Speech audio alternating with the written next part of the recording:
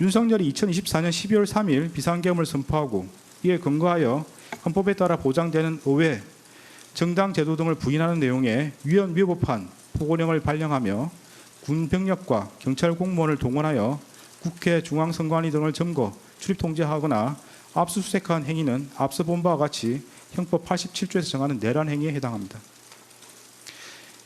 이러한 12.3 내란은 국민이 선출한 권력자인 윤석열 전 대통령과 그 추정 세력에 의한 것으로서 성격상 위로부터의 내란에 해당하는데 이러한 형태의 내란은 이른바 친위 구테타라고도 불립니다. 세계사적으로 살펴보면 이러한 친위 구테타는 많은 경우 성공하여 권력자는 독재자가 되었고 국민의 생명과 재산과 같은 기본권은 본질적으로 침해되었으며 국가의 경제와 외교는 심각한 타격을 받았고 독재자의 권력이 약해지는 시기가 되면 내전과 같은 전쟁이나 정치투쟁으로 국가와 사회 전반이 회복하기 어려운 혼란에 빠지는 사례를 많이 볼 수 있습니다. 12.3 내란은 이러한 위로부터의 내란에 해당되는 점에서 그 위험성의 정도가 아래로부터의 내란과 비교할 수 없습니다. 왜냐하면 무엇보다도 국민이 선출한 권력자가 헌법과 법률을 경시하고 이를 위반하는 내란 행위를 함으로써 국민이 가진 민주주의와 법치주의에 대한 신전 자체를 뿌리채 흔들기 때문입니다. 현재 우리 주위에는 민주적 기본 질서에 대한 중대한 침해가 있거나 이를 파괴하려는 시도가 있고 이미 유효한 구제 수단이 남아있지 않는 그러한 극단적인 상황에서나 논의되는 저항권을 평상시에 아무렇지도 않게 주장하는 사람들, 헌법과 법률에 정한 바 없어 위헌위법한 주장에 불과한 계몽적 계엄, 잠정적 계엄, 경고성 계엄을 당연하듯 주장하는 사람들, 지난 2025년 1월 19일 발생한 서울 서부지방법원 폭동사건과 같이 자신의 정치적인 입장을 위해서는 헌법과 법률을 쉽사리 위반할 수 있고 그 과정에서 다른 사람이 피해를 줄 수 있는 상황이 당연하다고 생각하는 사람들, 민주주의의 근본이 되는 선거제도를 정당한 근거 없이 부정하는 사람들이 있습니다. 12.3 내란은 이와 같이 잘못된 주장이나 생각을 양산하거나 그 상태를 더욱 심각하게 만들었습니다. 이러한 점에서 아래로부터의 내란에 해당하는 기존 내란 사건에 관한 대법원 판결들은 위로부터의 내란에 가담한 피고인에 대한 형을 정함에 있어 기준으로 삼을 수 없습니다. 그리고 기존 내란 사건이 발생하였던 시기와 12.3 내란이 발생한 시기에 대한민국의 국제적인 위상은 비교할 수 없을 정도로 차이가 납니다. 현재 대한민국은 세계적으로 선진국으로 인정받고 있고 이에 따라 국제무역과 국제정치 등에 있어서 그 위상도 기존과 비교할 수 없습니다. 이러한 대한민국에서 친위 구테타가 발생했다는 사실로 인하여 생긴 경제적, 정치적 충격은 기존 내란 행위와는 비교할 수 없을 정도에 이른다고 보입니다. 이러한 점에서도 기존 내란 사건에 관한 대법원 판결들은 피고인에 대한 형을 정함에 있어 기준이 될 수 없습니다.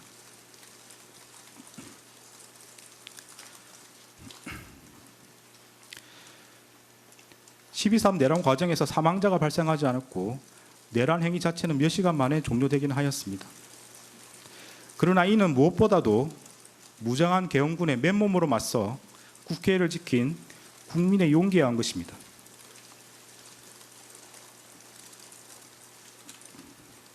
징역 23년 선고와 함께 법정 구속까지 오늘 이뤄지고 있는 그런 상황입니다.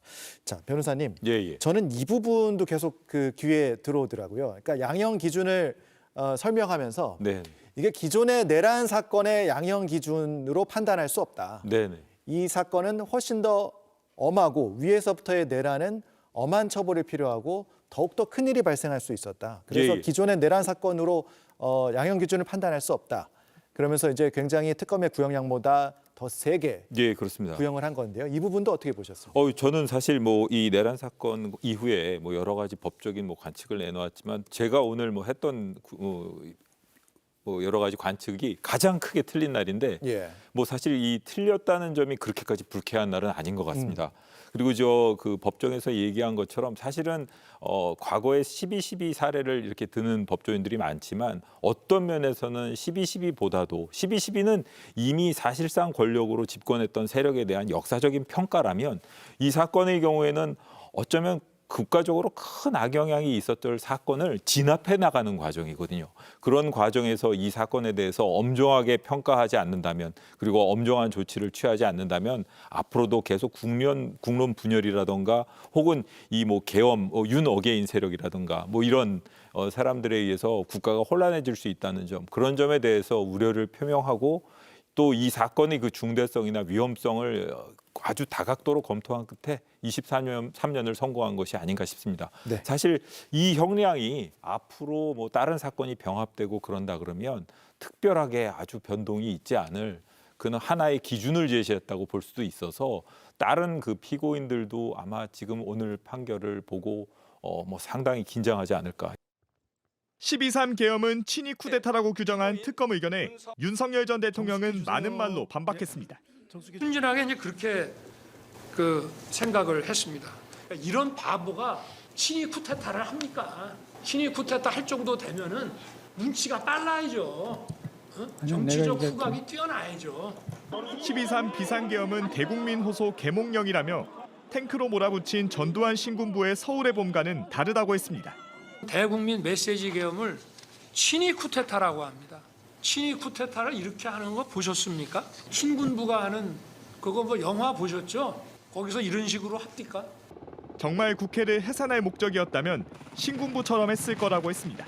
국회를 해산하려면 어떻게 해야 됩니까?